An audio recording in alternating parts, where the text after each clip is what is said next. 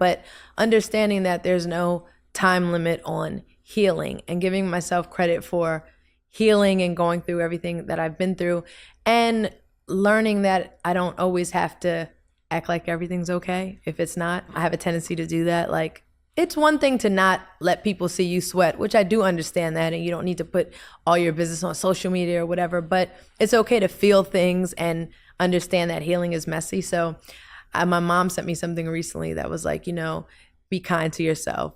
Give yourself grace, because healing is messy. As soon as you think like, oh, I'm done with that, I'm over that, all of a sudden it's like, well, why is it still making me feel like that? Or you hear something or see something and like, why am I still a little bothered by that? And I hear you talk about this. There's no like time frame, like, okay, once it's been 2 months, you're done with whatever the difficult thing was. You shouldn't even be thinking about it anymore. Could be years and something can still pop up and trigger you or whatever. And I've never really have functioned in self-love. Wow. I've never really functioned in self-acceptance.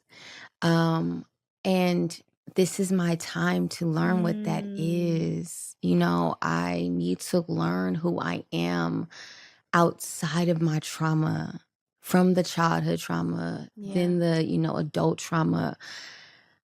I need to really know what it feels like to be in like sovereignty with me. Mm-hmm. And that's the space that I'm in. And I know that. And I'm okay with that. Mm-hmm. And that's just is what it is. Yeah. And I just fixed my mind to just say, like, what's for me is for me.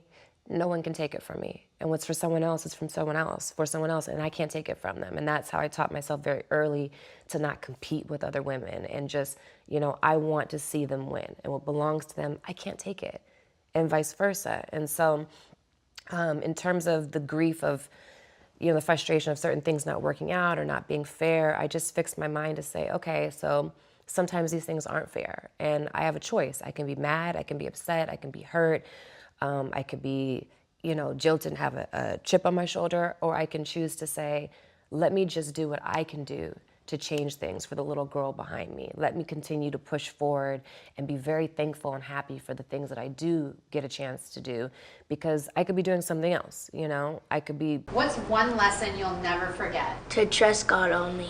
Don't trust nobody else except God, because you only trust Him. That's a great lesson.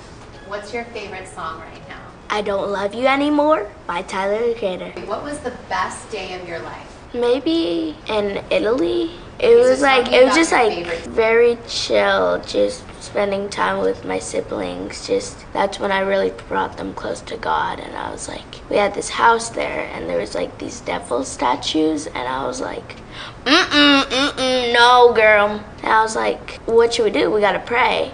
So then I taught Shy and Psalm how to pray, and I taught Saint to pray. God really did his thing after.